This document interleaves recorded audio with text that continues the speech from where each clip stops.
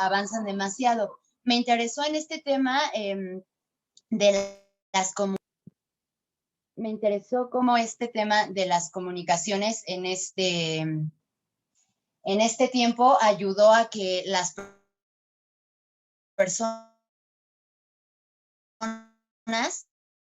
pudieran tener un contacto más cercano, revolucionarios, independizarse, que al principio no era así, ¿no? Obviamente ellos buscaban que se respetaran sus derechos frente a las imposiciones que hacía Gran Bretaña, como los impuestos en exceso, como la guerra de los 7 años entre Gran Bretaña y Francia, y las leyes pues que se hacían cada vez más intolerables. Ahora, ¿qué propició la independencia de las 13 colonias para el mundo? Pues bien fácil, nos dio el panorama de la división de poderes en legislativo, ejecutivo y judicial, que es el sistema que ahora tenemos la mayoría de los países, o por lo menos los países con representación eh, republicana. También en la unidad de los estados y la soberanía de los estados, que es súper importante para que se respeten los derechos hoy en día. Y el impacto en México. Bueno, tenemos que entender un panorama mundial. Que las 13 colonias se independizaron, creó los fundamentos para que se hiciera la Revolución Francesa, la cual a su vez dio paso a Napoleón en el poder. Cuando Napoleón invade la mitad de Europa, España nos salva y entonces España queda sus colonias, lo cual no les gusta a los criollos y pues ya con los antecedentes de las revoluciones, los criollos dicen ya basta, vamos a independizarnos. Y bueno, pues ese es el enfoque que yo le di, como cuál es la consecuencia en México y el impacto global. Ok, gracias, Jimena. Por favor, ¿quién sigue?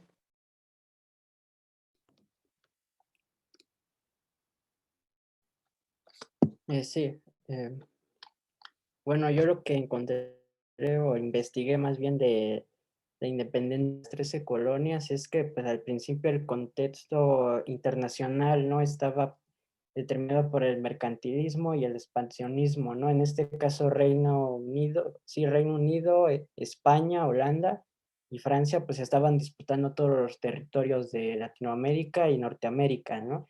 Gran Bretaña y Holanda se entran en un conflicto y termina ganando Gran Bretaña.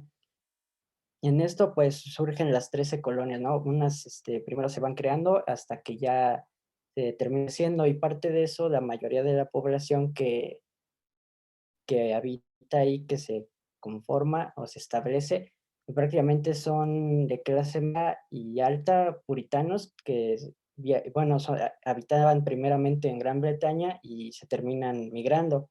Bueno, esto parte de también de, como decía la compañera anteriormente, de la Guerra de los 7 años, ¿no? En cómo, pues, esta disputa también, incluso, las 13 colonias terminan por entrar en el conflicto.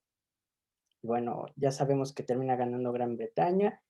¿Y cómo le termina pagando? Bueno, pues con impuestos, con más exigencias, porque o sea, de Gran Bretaña a su colonia, porque estaba en problemas económicos, ¿no? Después de la guerra. Con esto sucede en el conflicto y bueno, se terminan dando diversas batallas. Una de esas famosas que dieron inicio a todo esto fue la del motín del té, ¿no? Como ya lo conocemos. Y bueno, pues, ¿qué más podría decir? Que como se dieron las cosas, Perdona que te interrumpa, varios Marco. personajes, por ejemplo, O sea, sí, dices que ganó Gran Bretaña. contra Francia. No, contra Francia. Es que decías Ajá, ahorita sí, que de la o guerra de sea, los 7 años. ok, pero estabas diciendo que la independencia de las 13 colonias la había ganado Gran Bretaña. O eso yo te entendí. No sé si estaba yo correcto. No, no, no, todavía no me remonto a eso. Ok. No, no, no, no, todavía no decía eso. Ajá, Bueno, decía que adelante. en la batalla, sí, Bueno, adelante, adelante. En la batalla de la Guerra de los Siete en la Guerra de los 7 años de Gran Bretaña contra Francia, la colonia también ayudó en favor de Gran Bretaña. Ajá. Y bueno, esto después, el conflicto ya había dicho que sucedió entre la colonia y Gran Bretaña por el tema de los impuestos, ¿no? Y porque obviamente también querían mayor libertad económica, porque pues obviamente también, si no mal me equivoco, este, muchos de ellos adoptaron una postura más liberal, ¿no? Democrática, y con el tema de la ilustración, pues prácticamente ayudó también a que se fortaleciera este grupo, ¿no? Obviamente también en favor del esclavismo y de todo eso, de abolir el esclavismo. Y bueno, ¿qué resultado tenemos de esto? Pues que las colonias terminan por ganar, ¿no? Por establecer su independencia, terminan por conformar lo que hoy conocemos como Estados Unidos. Gran Bretaña termina reconociendo su independencia. Obviamente también influyó mucho su deterioro después de la guerra, ¿no? ¿Qué más podría? Así, bueno, hay también un historiador, si no me equivoco, Howard Zink, que la otra historia de Estados Unidos, esa ilusión de la democracia y de ese fervor de estadounidense, pues es falsa o a medias, porque prácticamente las desigualdades, sobre todo de la clase baja, de los esclavos, pues termina todavía por existir, ¿no? Y igualmente en un contexto desde histórico que llega hasta la actualidad.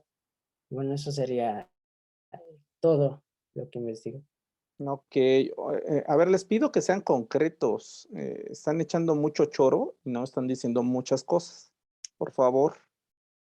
Ok. Bueno, ¿quién sigue? Yo. Adelante, Bueno, por favor. bueno, a mí algo que me llamó la atención fue cómo, al menos desde mi perspectiva, la independencia de las 13 colonias eh, ayudó de dos maneras, o sí, desembocó de dos formas a que se diera la independencia de la Nueva España. La primera, pues, al inspirar un poco a la Revolución Francesa, Napoleón llega a España y crea todo este desorden político, sí, de organización. Y en Nueva España crea mucha confusión, estaban fastidiados de algún modo de no saber hacia quién dirigirse. Y por otra parte, la misma independencia inspiró a las siguientes independencias de América, del resto del continente. Y ya se había independizado las 13 colonias, ya se había independizado Haití.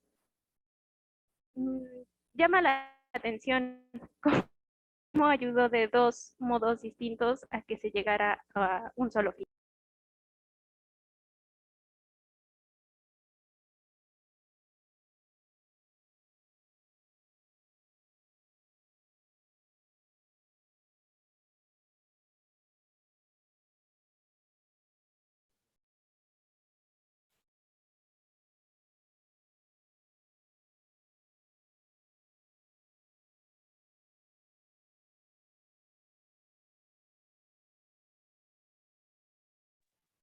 Creo que me toca a mí.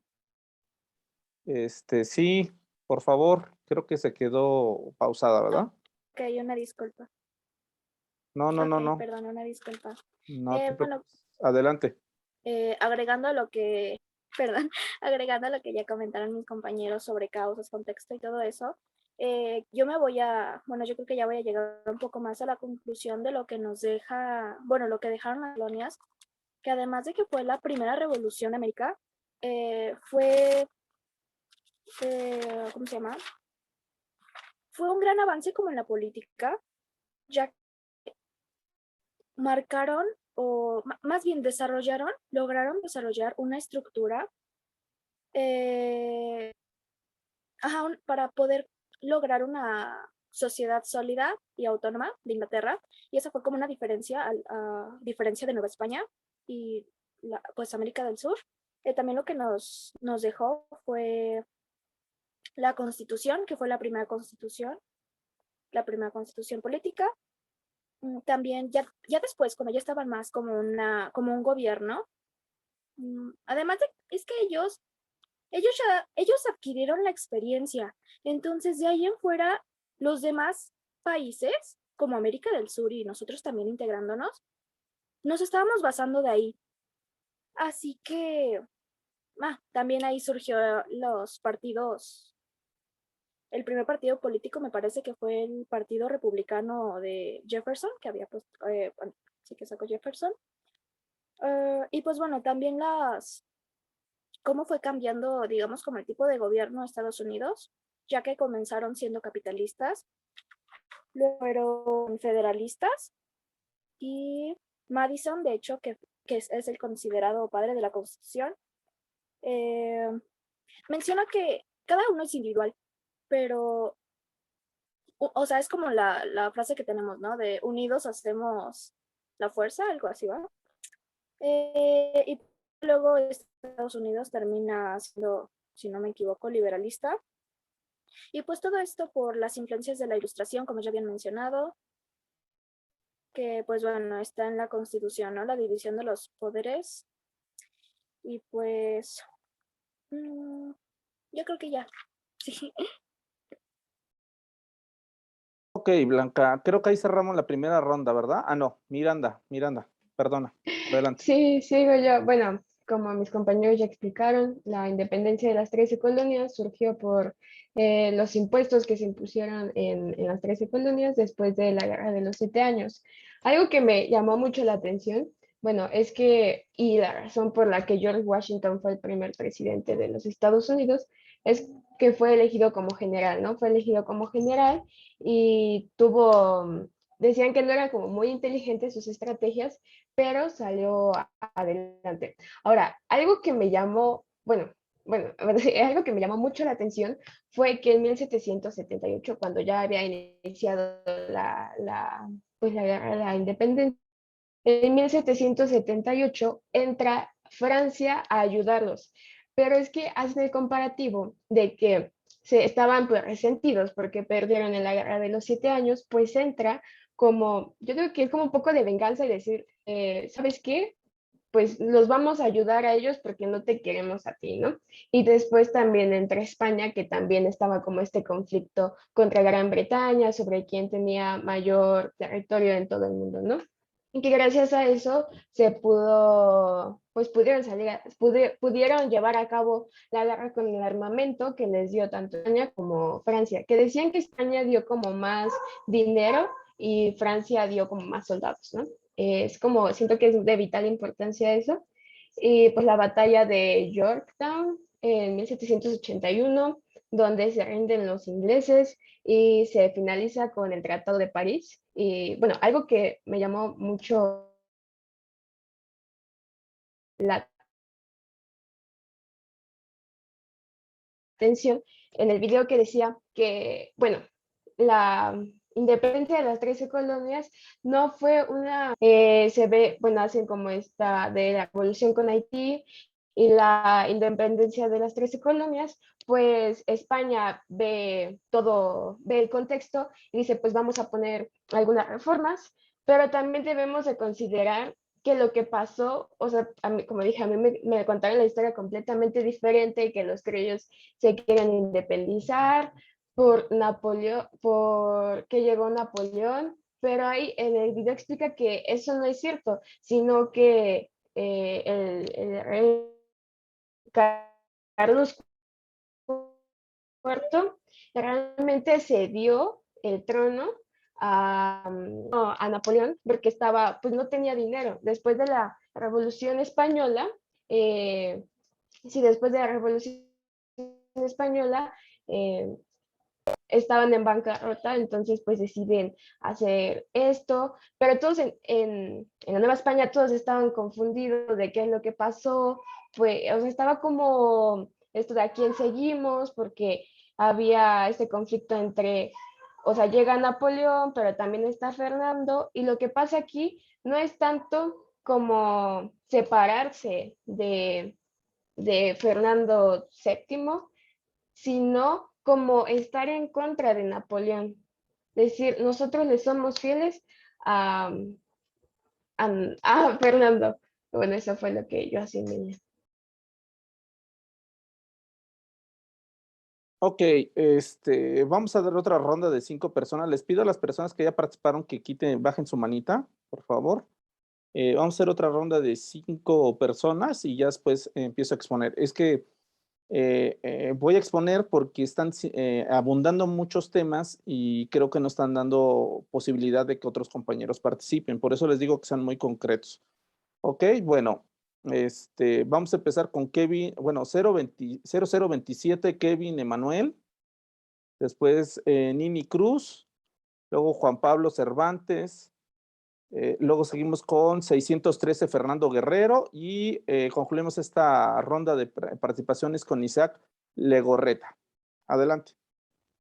Sí, bueno, a mí me gustaría volver a retomar el tema de la independencia de las 13 colonias, pero hablar antes de que surgieran toda la imposición de los impuestos.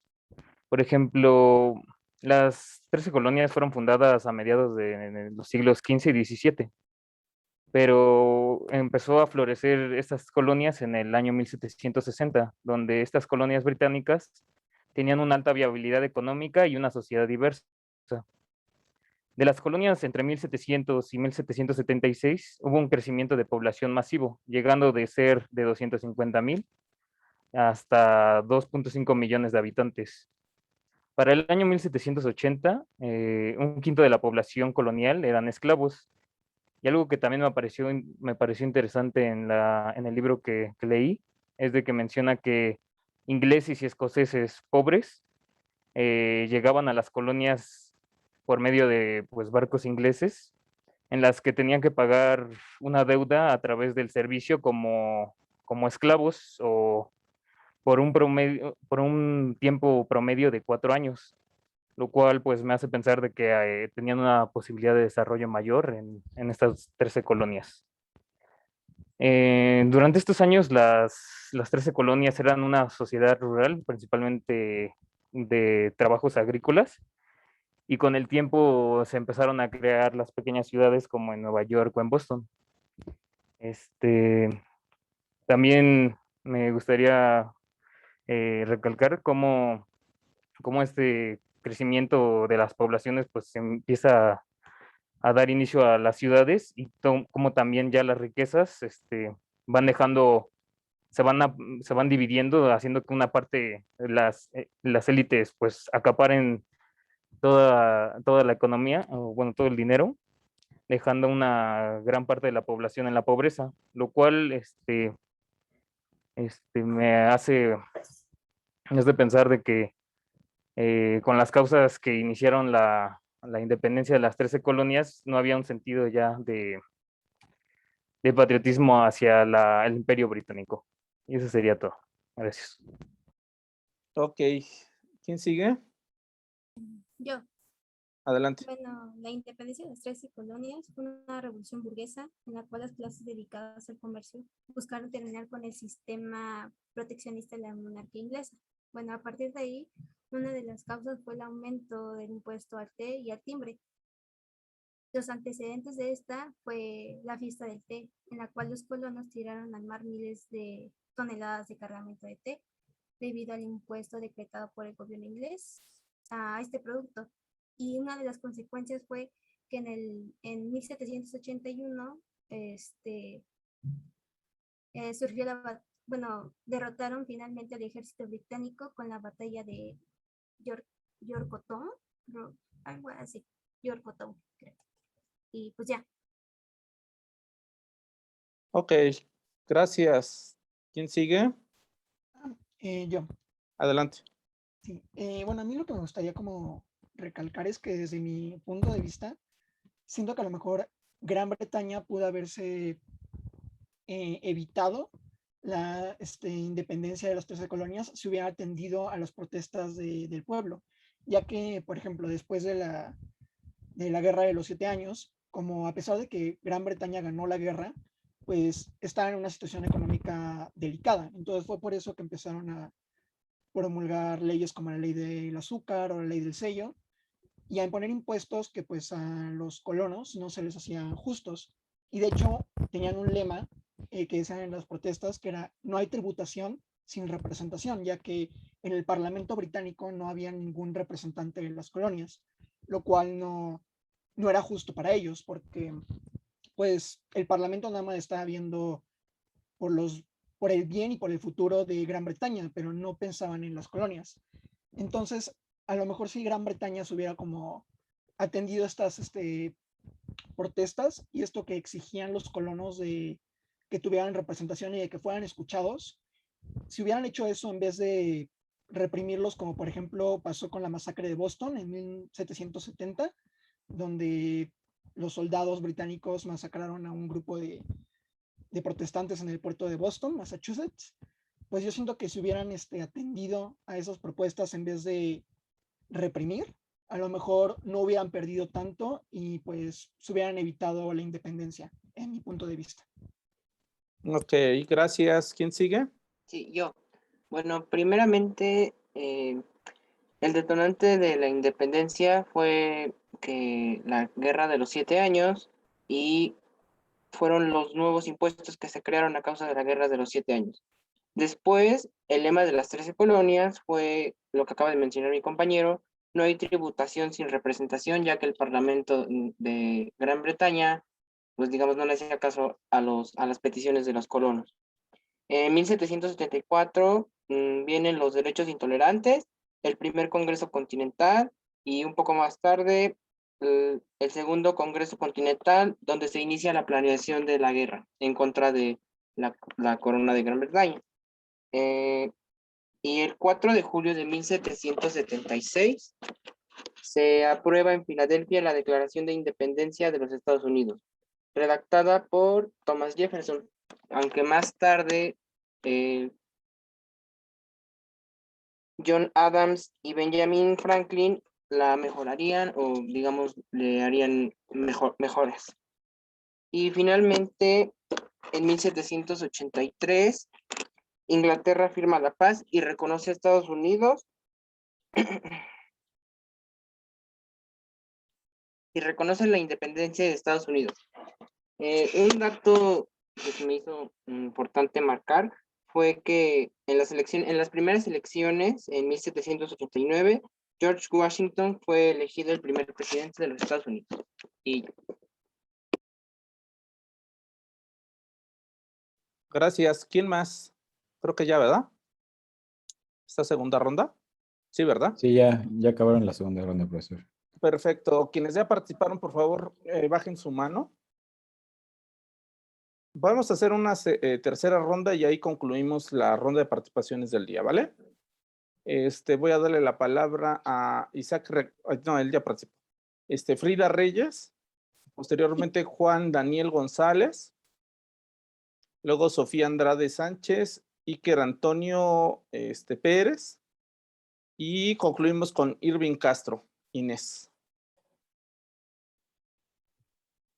Bueno, yo quiero comenzar con, a mediados del siglo XVIII, empieza esta ideología popular. Y quiero resaltar a Samuel Adams y a John Adams, que fue este periodo donde hubo una mayor comunicación, difusión y organizaciones para, bueno, precisamente se llamaban así como Hijos de la Libertad. Fue la organización que hubo en Boston y me parece un suceso importante. Ay, creo que se me traba tantito. Un suceso importante para ya llegar a lo que son los congresos de Filadelfia. Y eso sería todo. Gracias, Frida.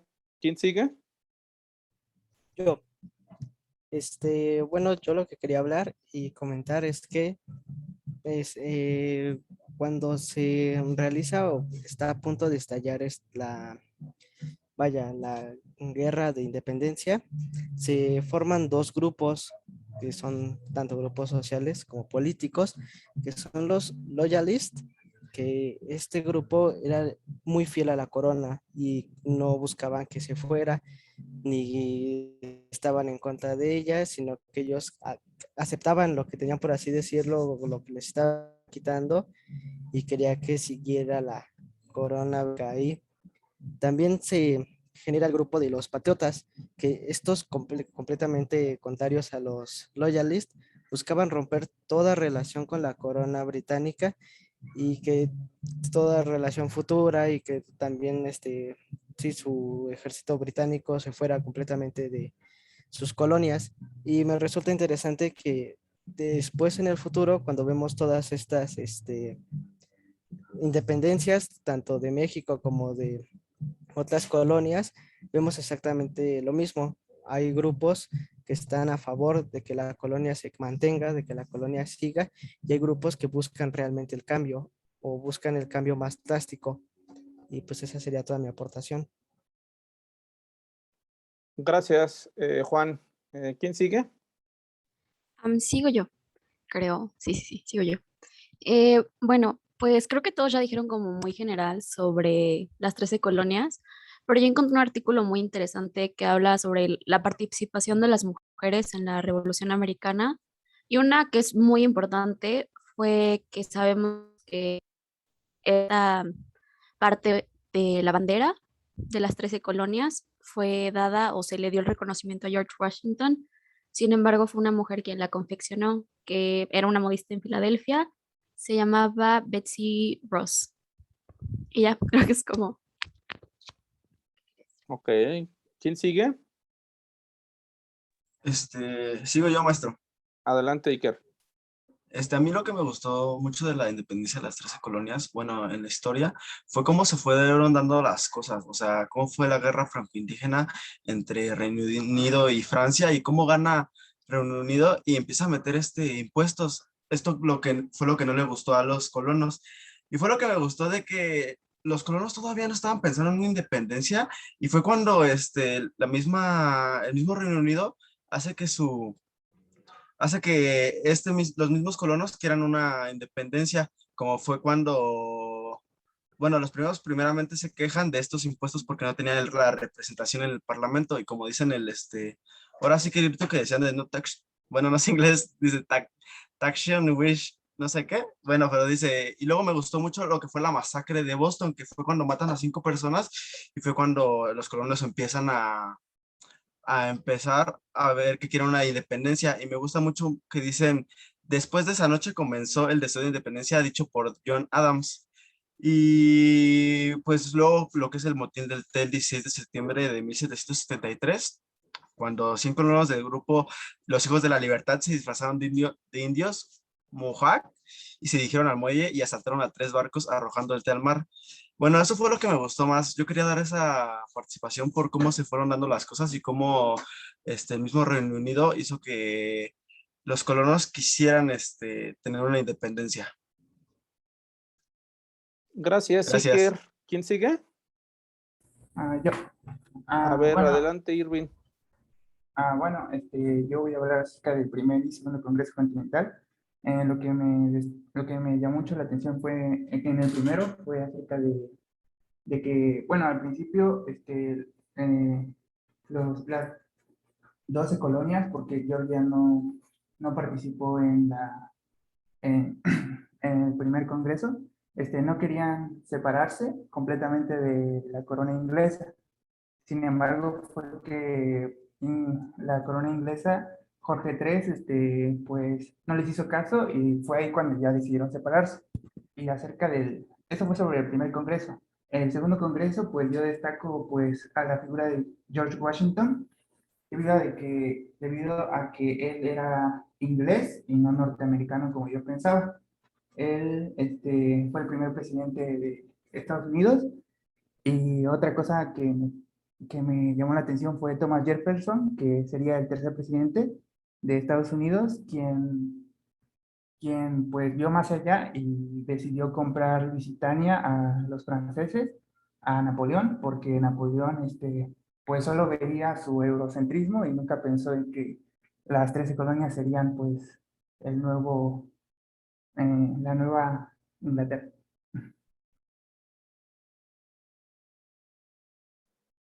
¿Ya son todos o falta alguien más? Faltan 2 manitas, profe. 2 manitas, pues adelante, por favor. ¿Puedo tomar la palabra? Sí. Muchísimas gracias. Bueno, yo quería decir que más que por una lucha por la libertad dentro de las 13 colonias, creo que también fue como una lucha de poder, ¿no? Ya que recordemos que Gran Bretaña puso fin al mercantilismo y se convirtió como una de las primeras potencias económicas del mundo, teniendo varias rutas de comercio y pues llegó un punto en el que España y bueno, después de la Guerra de los 7 años, que quedó bastante mal económicamente, ¿no? Y creo que fue un punto decisivo la independencia de las 13 colonias, ya que España y Francia tuvieron como una oportunidad, ¿no? De como debilitar, derrocar esa potencia que llevaba bastante tiempo influyendo dentro del poder, y fue por eso que atribuyó Francia con 5,000 hombres y España con 10,000 prácticamente. Entonces siento que se acercó más como una lucha de poder por el movimiento de las líneas de comercio en el mundo que por una revolución por la libertad. Y eso es todo. Gracias. ¿Quién sigue? María Fernanda. Por favor. Y con eso concluimos. Yo lo que quería dar era más como un enfoque hacia la identidad y encontré un artículo como muy interesante y pues quería hablar sobre esto. Mencionan que generalmente cuando se estudia este proceso revolucionario se cree que el deseo pues de los colonos era independizarse debido a los aranceles impuestos por el imperio para adquirir pues más recursos para las colonias y no se considera la importancia de la identidad colectiva. Entonces, para esto se retoma la teoría de acción colectiva de Alberto Melucci, que era un sociólogo italiano. Para Melucci, las creencias y las motivaciones de los actores no son productos meramente subjetivos, sino que se forman al interior de un sistema de relaciones sociales. Y como ya mis compañeros mencionaron, Melucci elabora una tipología elemental de cómo se configuran las identidades y las divide en 4. Y en este caso, la identidad que nos interesa, pues es la identidad desviante, que es cuando la persona se identifica en una forma autónoma, aunque su diversidad haya sido fijada por otros, mencionan un tipo de labeling interior, un tipo de etiquetado interior, por y a pesar de las diferencias físico y sociales. Y a pesar de las condiciones territoriales, físicas y sociales en los que pues, los colonos se encontraban, podemos decir que de acuerdo con la teoría de Melucci, que fueron gestando una identidad de forma gradual a través de precisamente este etiquetado interior. Para llegar a esto, solo sería posible por las condiciones sociales, económicas y por las relaciones diplomáticas entre ambos territorios.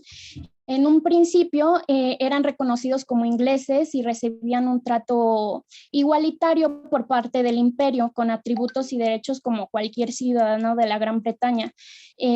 Hasta incluso tenían la posibilidad de autodefinirse. Y pues sería tras diversos hechos, como los que ya mencionaron mis compañeros, por parte del imperio que se iría degradando este vínculo de la identidad entre las colonias y la Gran Bretaña.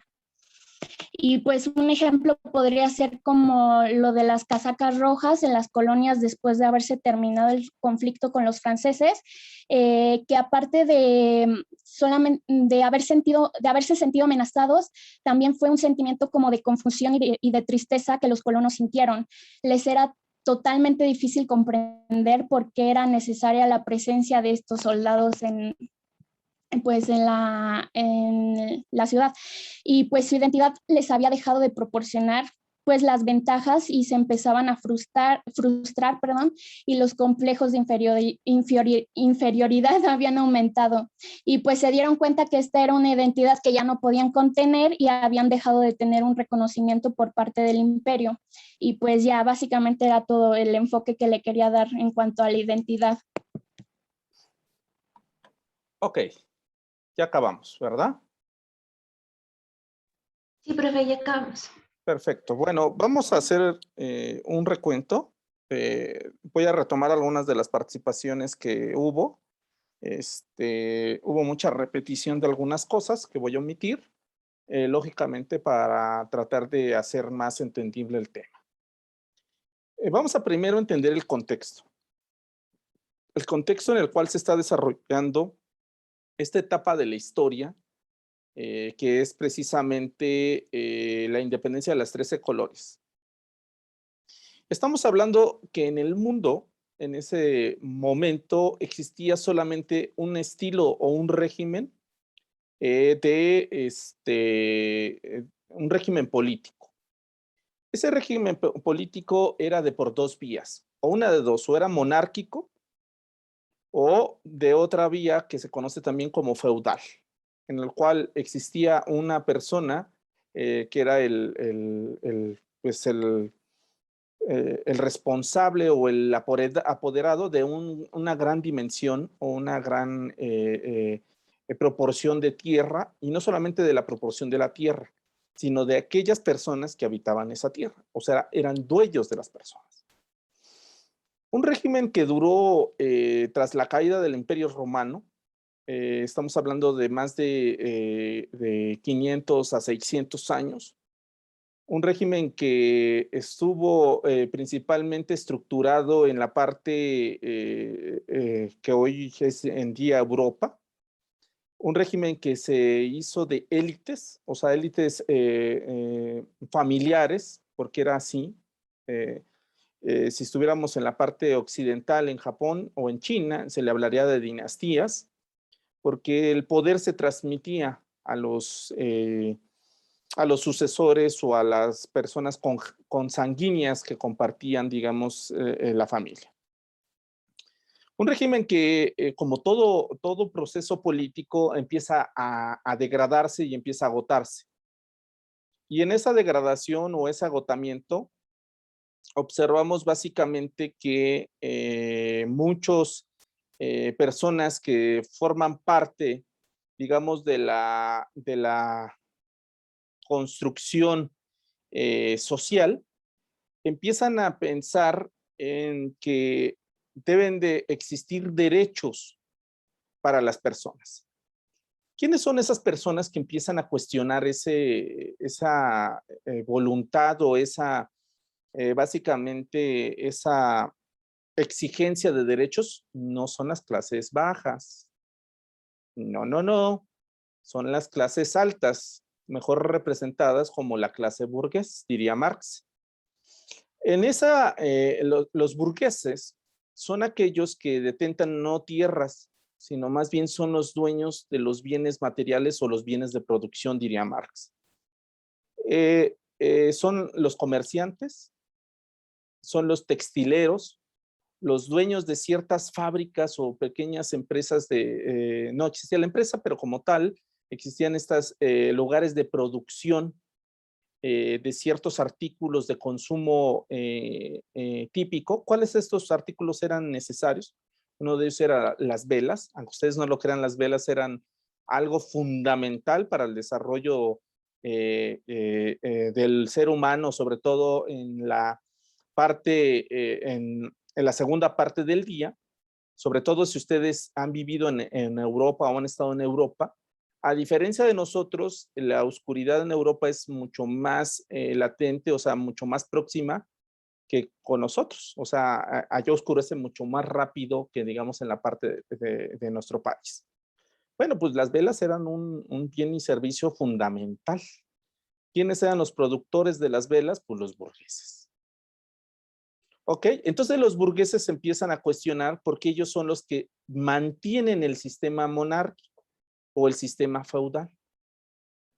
Y cuando decimos mantienen es que los comerciantes y los productores son los que pagan los impuestos. Las clases bajas no pagaban impuestos porque no tenían impuestos. Lo que hacían las clases bajas era básicamente pagar con su fuerza de trabajo. No pagaban como tal el dinero en especie, como lo conocemos. Pagaban con su fuente de ingreso, que era la mano de obra. Entonces, bajo esa lógica, empiezan a detentar el poder o empiezan a cuestionar el poder estos grandes productores o estos grandes comerciantes. Empiezan a cuestionar. Y uno de los elementos que cambia la historia de la humanidad fue precisamente la imprenta. La imprenta es la que empieza a cambiar la forma de ver el mundo. ¿Y por qué cambia la forma? Porque le arrebata el monopolio de exclusividad de generación de conocimiento, nada más y nada menos que a la Iglesia Católica. La Iglesia Católica era aquella que no solamente detentaba el poder político, sino que también bendecía al poder político. Todas las monarquías requerían precisamente del poder eclesiástico para ser monarquías. Si no, no podían ser monarquías. Necesitaban un poder divino que las bendijera y por ello les diera la oportunidad de gobernar en la tierra. ¿Por qué creen que todas las tomas de los príncipes o de los reyes, más bien de los reyes, son en iglesias? Tenía que ser en el templo del Señor. ¿Sí? ¿Por qué? Porque era necesario. ¿Y quiénes eran los que les daban esa bendición? Pues básicamente los cardenales o en su caso hasta el mismísimo Papa. ¿Sí? Bueno, entonces cuando la imprenta empieza a ganar cierto apogeo, la iglesia empieza a perder ese poder. Y empieza a perder el poder por dos cuestiones. La iglesia no solamente detentaba el poder del conocimiento, o sea, lo almacenaba. Por eso, si ustedes van al Vaticano, la biblioteca del Vaticano es una de las más completas del mundo, junto con la biblioteca del Congreso en los Estados Unidos o la biblioteca ay, se me fue el nombre. Bueno, está en Japón, no recuerdo ahorita. Bueno, estos lugares los tenía en su poder la Iglesia Católica. La Iglesia detentaba o tenía los pergaminos, por una parte, todas aquellas reproducciones que se hacían de obras literarias que existían o existieron antes, digamos, de el libro impreso, las tenía en su poder la Iglesia. Y no solamente eso, las copias que se generaban, solamente la Iglesia Católica era el que autorizaba que se hiciera una copia. Y cuando digo una copia es que había un escribano, que por lo regular era un fraile, que iba copiando del libro original. ¿Ok? O sea, solamente la iglesia lo permite. Entonces, cuando los burgueses empiezan a percatarse de que la iglesia era la que bendecía y que la iglesia detentaba el poder económico, el poder político y también el poder educativo, los burgueses empiezan a decir, entonces, si nosotros no damos impuestos, ¿cómo va a mantenerse una monarquía? ¿Cómo se va a mantener un sistema eclesiástico? Y empieza a haber esta revelación o esta suerte de disputa por el poder político. Bueno, entonces, cuando Gutenberg crea precisamente la imprenta como la conocemos hoy en día,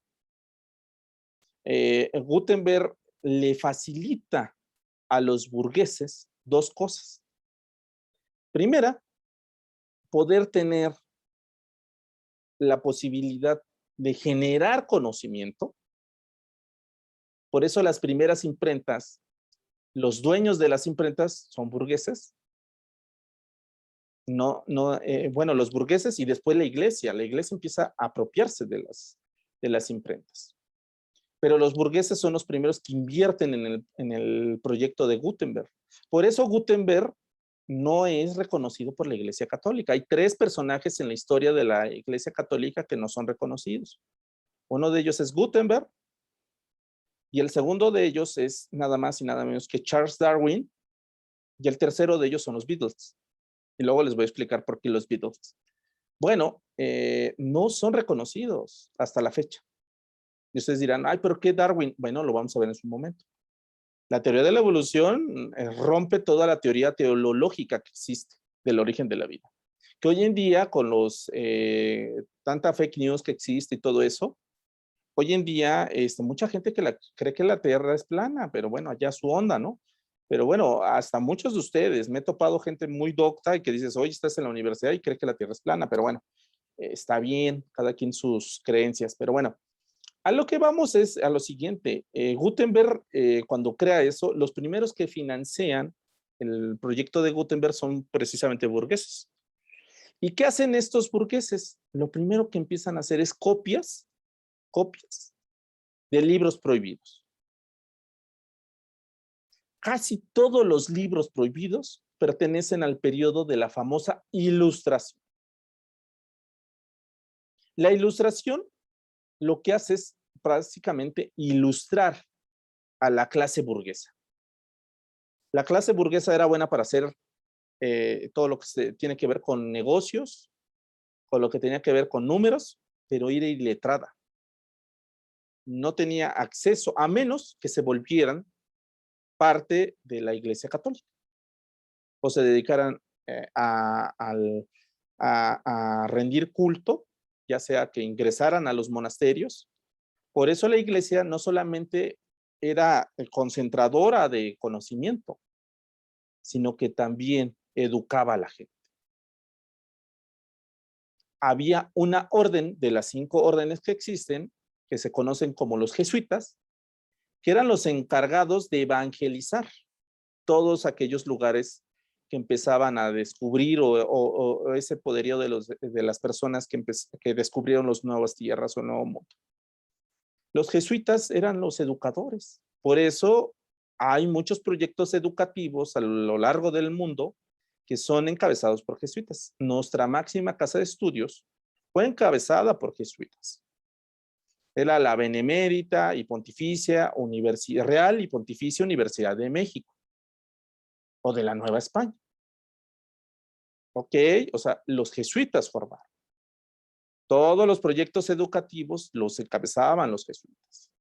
La Ibero, la La Salle, por eso se llama La Salle. Imagínense, lasallistas, no se diga la Anáhuac, todas esas universidades que hoy en día son universidades también privadas, pues son producto también de educación eclesiástica.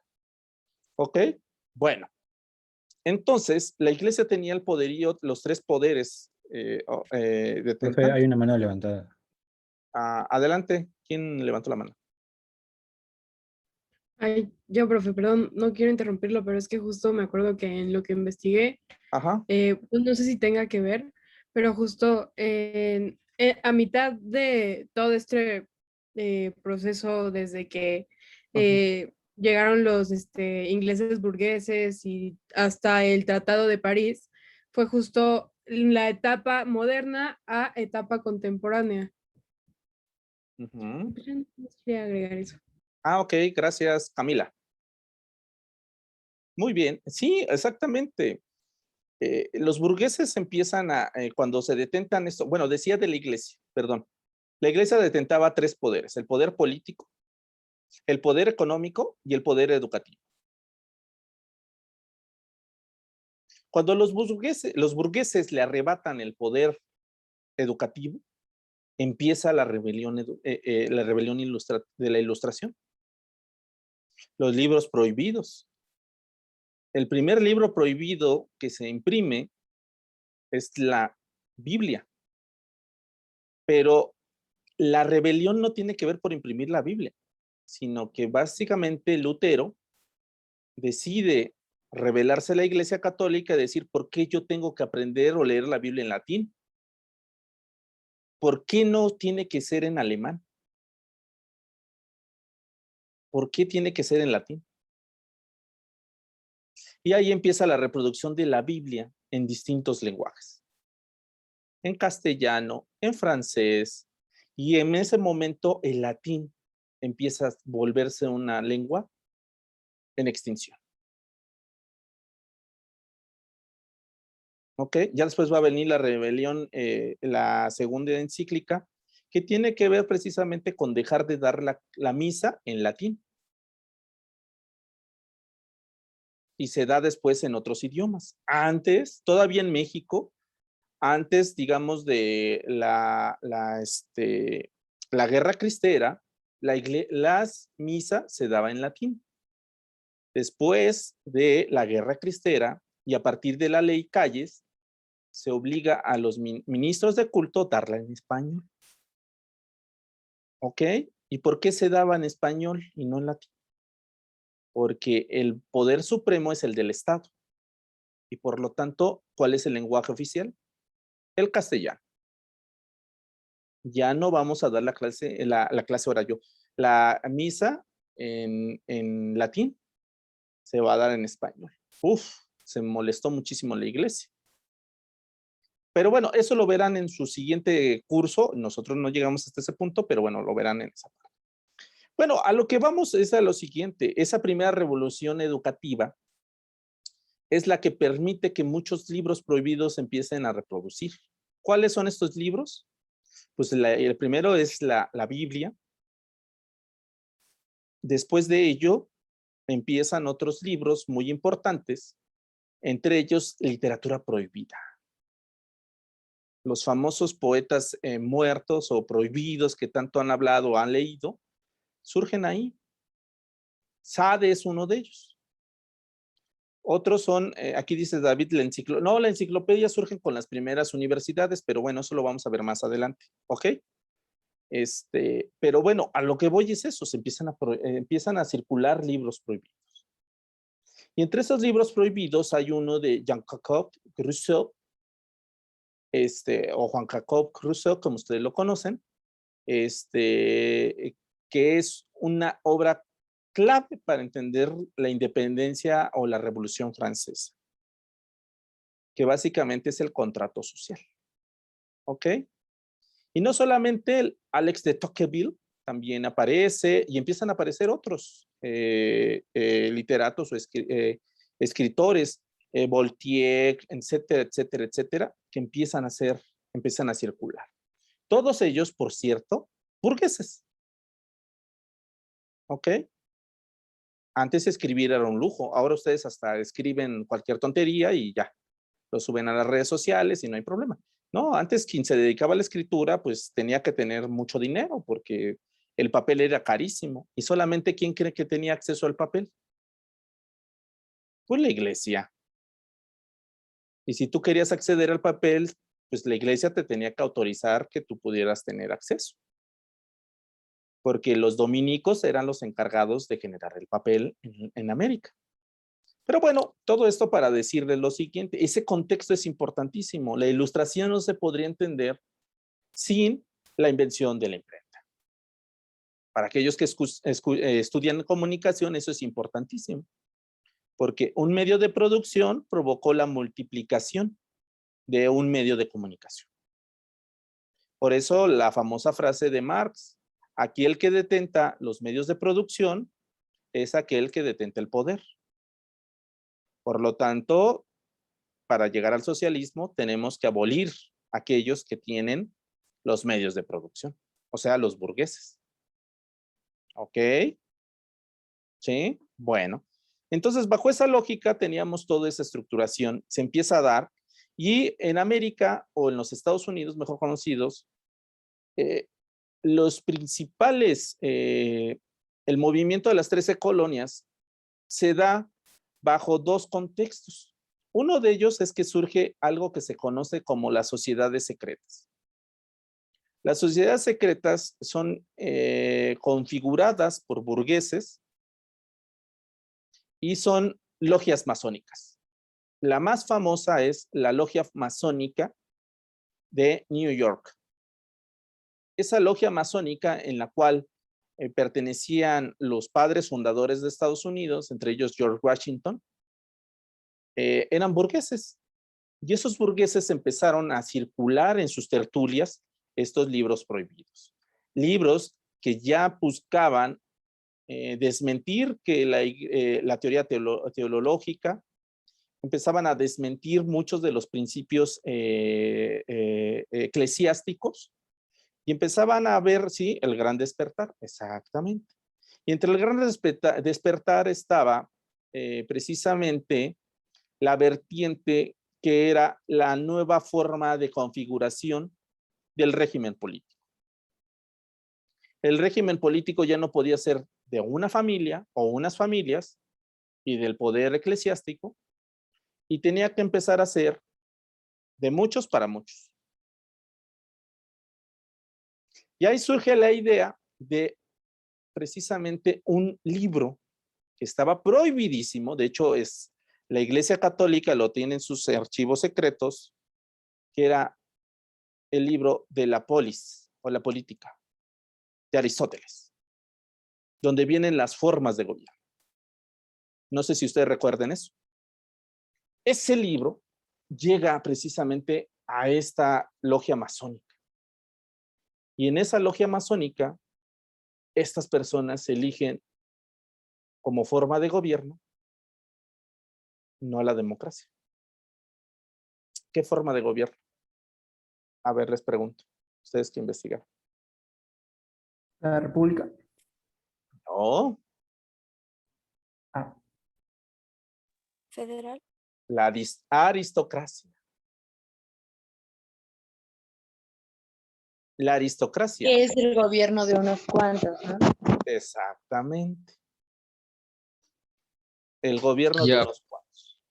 Platón lo describe como el gobierno de los mejores. Exactamente, muy bien dicho, exactamente. La aristocracia es el primer paso para una rebelión. ¿Por qué tenemos que obedecer a reyes incultos, ignorantes, que despilfarran, que viven en la opulencia? Sino más bien los mejores deberían de gobernar. Y empieza esa rebelión. Y esa rebelión se da por el alza precisamente de impuestos. El alza de impuestos derivado de una guerra que les genera una serie de desabasto a las clases o a las élites. La famosa guerra de los 7 años. Y cuando digo 7 años es porque duró 7 años. No es acá una cuestión que nos hayamos inventado. No, sí duró 7 años. Imagínense mantener una guerra durante 7 años, o sea, un ejército. No le estoy hablando de 10 güeyes, ¿eh?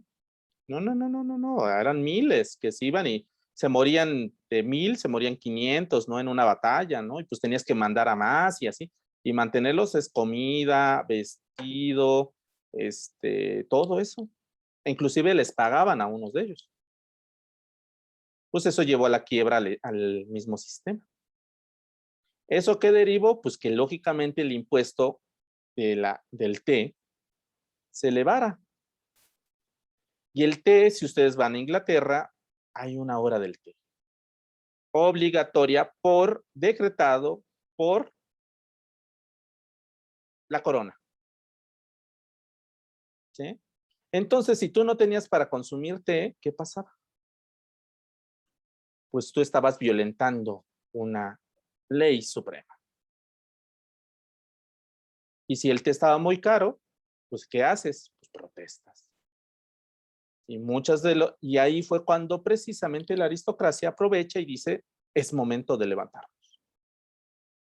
Es momento de poner fin a todo este sistema de abusos que hay por parte de la iglesia.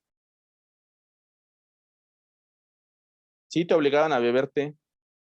¿Por qué creen que Estados Unidos fue el primer país de la colonia, de las colonias británicas que dejó de consumir té?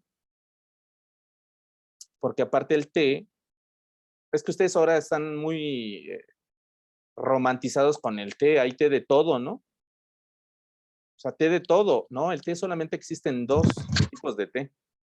Todos los demás son infusiones. ¿Cuáles son los té? El té negro y el té verde. ¿Ok? ¿Y ese de dónde viene? Ya poco se daba en Inglaterra. De China, ¿no? Exactamente. En China y en la India. Solamente existe ahí. Porque creen que Colón tenía que ir a las Indias para ya no pagar el impuesto del té y de las esencias. Profe, ¿le puedo hacer una pregunta antes de que siga esto del té? Claro que sí. Adelante. Yo no es vendo que- té, pero adelante. Ajá. Adelante. Bueno, hablando de esto de lo de la aristocracia, video, hablaban de justamente eso, de que en España, debido a que como están en bancarrota y todo eso, que existían distintas juntas, ¿no? No sé si las juntas es a lo que se refiere los grupos estos que se empiezan a formar, ¿no? Que incluso también recuerdo que mencionan que que creo que el primer grupo que se empieza a crear acá en América es el de Caracas y el de Buenos Aires, y que justamente por eso se empieza a crear como mucho conflicto, ¿no? Porque no se sabía si, por ejemplo, los americanos no sabían con quién negociar de las juntas que existían en España, ¿no? Si con la de, por ejemplo, con la de Sevilla, con la de Madrid y todas esas, ¿no? No, bueno, nada, es que quería tomar como ese punto, si estaba bien o yo me estaba yendo por otro lado. Mira, Pau, tú ya estás en dos vertientes. Una eran las juntas, que tenían que ver que una vez cuando entra en crisis la corona española, derivado de, pues que nos invaden, nada más y nada menos. O sea, no a nosotros, a los españoles. Bueno, sí, también porque éramos españoles en ese momento. Nos invade Napoleón, y Napoleón, pues, aparte de que pues captura toda la parte céntrica y norte de España, pues en ese momento empieza a pedir un tributo, y eso lleva a la corona a la quiebra. Bueno, ¿esto qué ocurre? Que empieza a haber una desobediencia de órdenes de mando. No se sabía quién era el rey. Si obedecíamos a Napoleón, que pone a su primo, o obedecíamos a nuestro rey, que era Fernando VII. ¿Por qué creen que Miguel Hidalgo, y eso lo vamos a ver cuando veamos la independencia, dice viva Fernando VII? Porque él no reconoce el gobierno francés. Ok, pero no me quiero adelantar ahí, ¿sí? O sea, sí tiene que ver, pero esas juntas provisionales se crean porque hay un desmadre. Dicho de otra forma. Nadie le quiere obedecer a nadie, ¿no? Entonces, bajo esa lógica, pues empieza todo esto. Pero lo que yo les quiero decir es que esa aristocracia crea sus logias masónicas.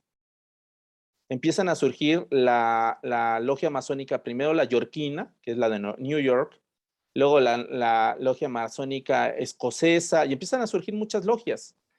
Estas logias masónicas son aristocráticas. Son personas que ya se formaron en los monasterios, que saben leer, que saben escribir, porque creen que la declaración de la independencia la hacen gente que sabe escribir. No eran ignorantes, perdón que lo diga, no eran personas incultas, no eran personas que no sabían leer y escribir. No, perdónenme, lo hacían. ¿Utilizaban al pueblo? Sí, utilizaban al pueblo. Eso siempre ha hecho las rebeliones y los movimientos. Adelante, César. No, 027, César. Adelante. Sí, nada más comentar eso de la aristocracia que dijo.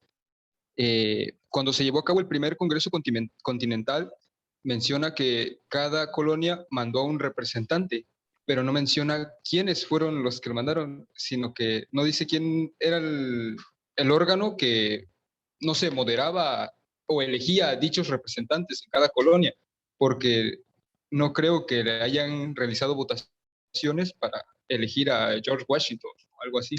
No, George Washington no lo eligieron, él se impuso. Ok. Bueno, eso no lo sabía. No, pues hay que leer. Sí, se impuso. Ok. ¿Y por qué se impuso? Porque aparte era un acaudalado que él financió gran parte de la guerra. ¿Ok? Aparte la terminó ganando.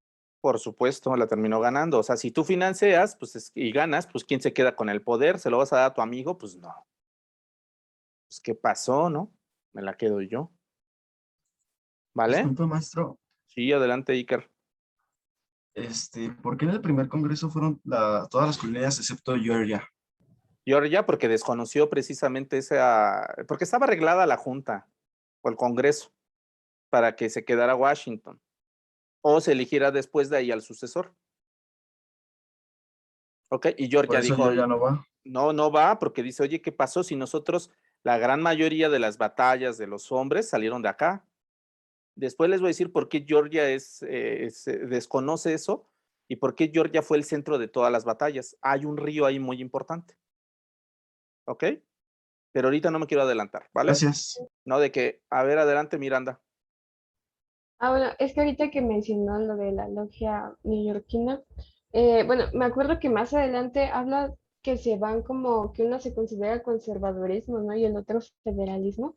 De aquí, bueno, ya sé que más adelante nos va a explicar, supongo, ¿no? Pero bueno, nada más quería ver cómo ese punto, o sea, saber cómo surgen, ¿no? Estas dos vertientes. Ok, te voy a explicar esto de la siguiente forma. Entonces, estamos hablando de logias masónicas. Son grupos secretos. Cuando digo grupos secretos es que hay un escalafón, es una vertiente piramidal. O sea, imagínense que está el maestro, que es el que está hasta arriba, y por lógicamente hay demás. Para pertenecer a estas logias, primeramente tenías que tener un cierto rango económico, por supuesto saber leer y escribir. Y estas logias masónicas se ganaban a partir, o tú ganabas tu poderío a partir de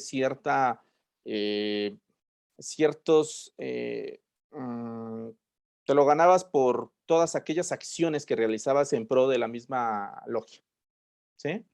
Entonces, bajo esa lógica, estas logias eran secretas, no se tenían que conocer porque si se enteraban los encarcelaban. No, el espacio público no era como lo conocen. De hecho, no existía el espacio público.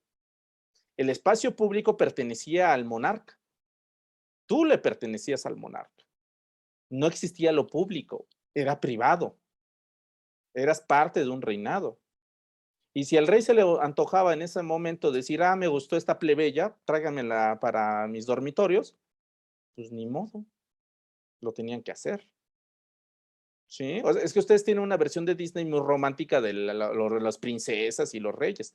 No, eran verdaderos cabroncitos, ¿no? O sea, en ese sentido, eran pasados de lanza. Bueno, todo esto para decirles que el espacio público no existía. El espacio público se logra cuando surgen las primeras democracias liberales. Todavía no llegamos a eso, ¿eh? Las democracias liberales lo que hacen es, todo es de todos, porque todos formamos la sociedad. ¿Ok? Por lo tanto, entonces, si todo es de todos, entonces surge la vertiente de la plaza pública. ¿Por qué creen que el Zócalo capitalino es la mayor plaza pública de este país? Porque el Zócalo capitalino antes no entraba cualquier persona. ¿Sí? Y cuando gana o triunfa la independencia, ¿hacia dónde marchan? El famoso ejército trigradante. Entran y firman bueno, el abrazo de Acatempan se hace en Acatempan, pero la firma se hace en Palacio Nacional. ¿Ok? Porque era un lugar prohibido, no cualquiera podía circular. Tenía que tener una autorización. ¿Ok? Bueno, entonces bajo toda esa lógica, a lo mejor ya lo estoy aburriendo, pero bueno, estoy tratando de contarles un cuento de hadas más bonito. No, usted siga, está muy interesante. De hecho, lo que está exponiendo complementa mucho a lo que yo puse. De hecho, tiene mucho más antecedentes de lo que yo puse. Solamente puse cuando llegaron los colonos en mi trabajo. No empecé desde la imprenta y eso, nada más de cuando llegaron los colonos en 1607, 1700, algo así. Sí, ok. Bueno, entonces continúo. Espero no prolongarme más porque ya son 6:45. Voy a tomarme otros 5 minutitos. No vamos a acabar el tema. Como vieron, no vamos a acabarlo. ¿Ok? Entonces, todavía no llegamos ni a la independencia de las 13 colonias. Estamos hablando de las logias masónicas. Las logias masónicas son anticlericales. ¿Qué quiere decir esto? Por lo regular son protestantes, o sea, son luteranas, no obedecen los dictámenes de la iglesia y son logias secretas. Y al decir secretas es que las personas que pertenecían a estas logias masónicas estaban en completamente anonimato. O tenían un subnombre, o sea, un apodo, ahí surgen los famosos apodos. O tenían un número específico. Yo creo que han visto un capítulo, a lo mejor ustedes ya no son de esa generación, pero hay un capítulo de Los Simpson donde precisamente hay una logia masónica. Y esa logia masónica todos tienen un número, el 23, el 24. Eso lo hacían para cuidar precisamente el nombre precisamente de las personas. ¿Por qué? Porque si llegaban a capturar a un miembro de la logia, no sabía cómo se llamaban las demás personas. Se llamaban por apodos o por números. ¿Ok? Y no solamente eso, creaban una serie de símbolos, por eso el famoso símbolo de los Estados Unidos del ojo, para lugares donde se iban a reunir. Colocaban ese ojo. No siempre se reunían en los mismos lugares. Ah, ¿verdad? Bueno, entonces bajo esa lógica utilizaban simbología. Crearon un lenguaje. ¿Sí? Ándale, tipo, o los Illuminati son la primera de las primeras logias masónicas. Son de las primeras que surgen. Bueno, esas son logias masónicas, son los masones. ¿Sí? Bueno, y de la otra parte, la iglesia cuando se entera, imagínense, si hay alguien que está conspirando en tu contra, entonces, ¿qué haces para desmadrar a esas personas? Creas tus propios grupos secretos, que son llamados grupos secretos o reservados secretos. En las iglesias empiezan a crear estos grupos. ¿Y quiénes son los encargados de crear estos grupos? Los jesuitas. Los jesuitas desde el Vaticano tienen la instrucción de desarticular a las logias masónicas. Por eso, si ustedes revisan hoy en día estos grupos que tanto se hablan, como el Yunque, los Tecos, una de las principales elementos que van a combatir estos grupos son a las logias masónicas, al comunismo y a otras vertientes de izquierda. ¿Sí? Sí, nada más mencionando que en muchas películas hacen referencia a esto cuando bajan escaleras en alguna iglesia y entran a cámaras secretas y cosas así. Exactamente. En varias películas como El Código Da Vinci y otras más. O sea, es solo una referencia, pero... No, esas referencias ahí es de ficción, el mamón de Dan Brown ahí lo saca, pero bueno, a lo que voy es esto, no, todo esto existe, hay grupos secretos y se empiezan a pelear, a disputar el poder político, ¿sí? Y lógicamente los masones cuando son descubiertos se levantan en armas. Eso es lo que pasa en Estados Unidos. México también, la historia de México es a partir de una sociedad reservada, que en este caso es una logia masónica. Hidalgo y todos ellos pertenecían a un grupo masónico. Y casualmente Hidalgo y Morelos son jesuitas, qué interesante, ¿eh? Traen toda la instrucción. Pero bueno, vamos a dejarla hasta aquí y la siguiente sesión seguimos discutiendo sobre la independencia de las 13 colonias, pero quería darles todo este contexto previo. Todavía ni siquiera estamos hablando de México, no, es el contexto mundial que se está dando. ¿Ok? ¿Les parece? ¿Alguna duda o comentario? Sí, profesor. Creo que ya están así de... Sí, profe.